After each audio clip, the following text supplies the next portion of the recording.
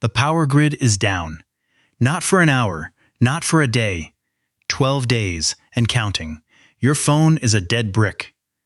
The faucet hisses out a brown cough, then nothing. Outside, in what used to be a nice American neighborhood, someone is screaming about formula for a baby. A helicopter you can't see is thudding somewhere over the next county. The gas stations turned into knife fights on day 4. And the city you live in, the one you picked because the schools were good and the coffee was artisanal, is eating itself alive. Now here's the part the real estate agents left out. Some American cities are built to collapse the second the lights flicker, and a tiny handful are built, by accident or by blood, to just keep going. You think the difference is guns. It's not. You think it's bunkers. It's not that either. The truth is uglier and a lot more boring. Survival on a city scale is plumbing, dirt, distance, and whether your neighbors know how to can a tomato. That's it. That's the whole secret they won't put on the news. Stick with me. We're walking through the 5 American cities that are quietly built like fortresses while everyone else is arguing about zoning. And at the end, I'll tell you the one factor that matters more than all the others combined, a thing most preppers get completely wrong. Don't click off before we get there. Because if you live in the wrong zip code, this is the number that decides whether you make it. Let's talk about the enemy first, because you need to know what we're actually fighting. A modern American city is a needy animal. It drinks around 150 gallons of water per person per day. It eats food shipped in from 1,000 miles away on an average 3-day grocery supply. It breathes on a power grid with parts older than your grandmother. Pull any one plug, and the whole thing starts sweating. Pull 3, and the city turns on itself in about 72 hours. That's not a doomer fantasy. That's FEMA's own math. So what makes a fortress city? 3 things. Water you don't have to beg for, food that grows within a tank of gas, and a population that, culturally, doesn't melt the second things get weird. Keep those in your head. We're about to grade the map. First stop, Boise, Idaho. Call it the Mountain Vault. Boise sits inside a geographic bear hug. The Rockies on one side, high desert on the other, and the Boise River, fed by snowmelt, running right through its teeth. That snowmelt is the kind of water that doesn't care if the grid is down, because gravity still works after the apocalypse. The metro has under 800,000 people, which sounds like a lot until you realize Los Angeles packs 10 million into a concrete skillet with no water of its own. Idaho also grows potatoes, onions, wheat, dairy, and about a quarter of America's trout. If the trucks stop, Boise eats. If the trucks stop in Phoenix, well, you've seen the memes. Here's the part nobody mentions on the best places to live lists.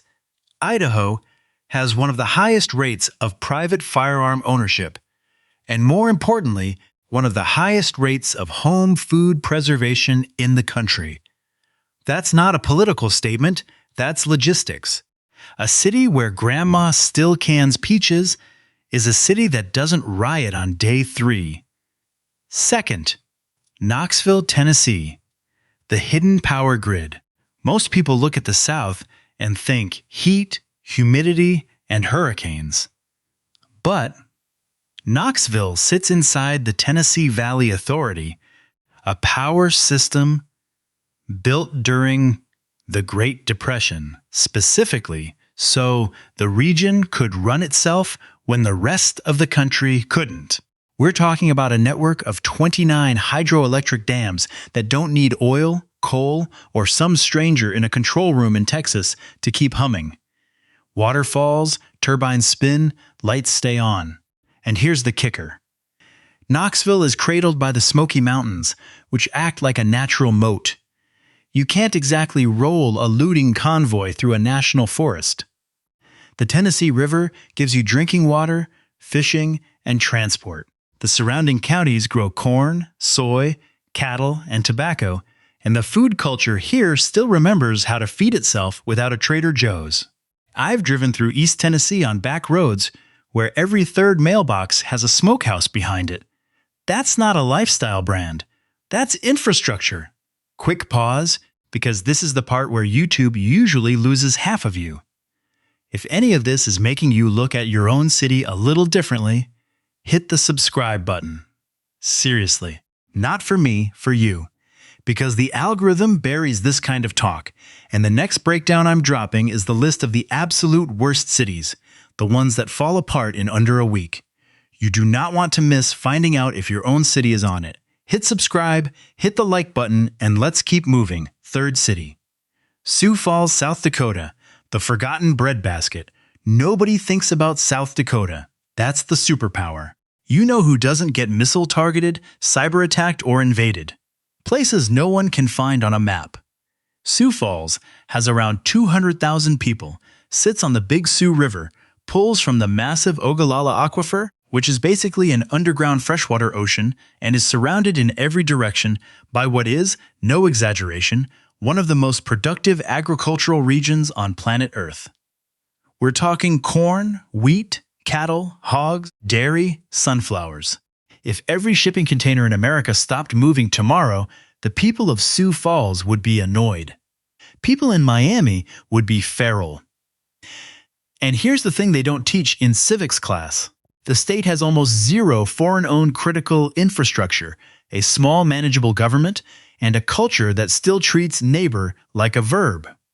It's boring. Boring is the whole pitch. Boring is why it survives. Fourth, Ogden, Utah, the preppers' secret capital. I'll be honest with you, I used to think Utah was all weird highways and Mormon jokes. Then I actually looked at the numbers, and my jaw kind of dropped. Ogden, along with the Greater Salt Lake Corridor, might be the single most quietly prepared metropolitan area in the United States. The LDS Church, whatever you think of it, has for decades taught its members to store a year of food. A year. Not a weekend bug-out bag. A year. That means when the trucks stop, a massive chunk of your neighbors already have rice, wheat, beans, and powdered milk sitting in their basement. Statistically, you could live next door to a functioning grocery store run by a guy named Dave. Ogden also sits at the base of the Wasatch Mountains, which dump snowmelt into rivers and reservoirs. The state runs Deseret Industries, welfare farms, canneries, a whole parallel supply chain most Americans don't even know exists. Here's the uncomfortable truth. When the system fails, the communities that practiced for it quietly take over. And Utah has been practicing since 1936. Fifth, Duluth, Minnesota, the Water Kingdom. Climate change, drought, wildfire, heat waves, take your pick of the buffet. Duluth sits on Lake Superior, which holds 10% of the world's fresh surface water. 10% of the planet. Right there. Free. The city is built on a cliff, which is a brutal winter commute, but a very convenient natural wall. The cold that everyone complains about? That's a filter. Deep cold kills mosquito-borne disease, slows down looters, and rewards anyone who already knows how to dress in layers. The population is tiny, around 86,000.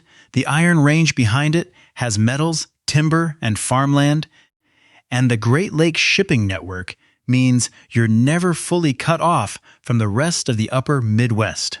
Is it comfortable? No. Comfortable cities do not make this list. That was the whole lie. You were sold the idea that the best city is the one with the nicest weather and the best brunch. In a grid-down scenario, nice weather is a magnet for desperate people, and brunch is a memory.